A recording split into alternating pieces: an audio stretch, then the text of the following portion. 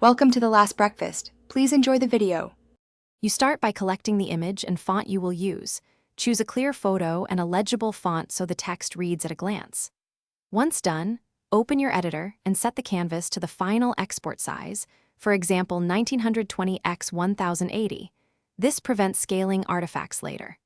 Make sure to place the image on its own layer and lock it, then add a text layer on top so you can move and edit without harming the original photo. You now position the text where it supports the image rather than competing with it. Use the rule of thirds or center for emphasis and leave 20-40 pixel margins so nothing feels cramped. Once placed, adjust contrast with a semi-transparent overlay or a subtle drop shadow to separate text from busy backgrounds.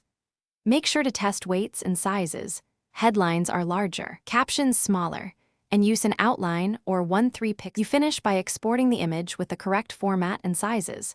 Choose PNG if you need transparency, JPG for smaller files, and export at both 1x and 2x for high-density screens. Once exported, view the result at reduced zoom and on a phone to confirm legibility. If the text blurs or disappears, increase contrast, add a subtle gradient behind the text, or reduce background detail. If problems persist, change font weight or move the text to a simpler area of the image.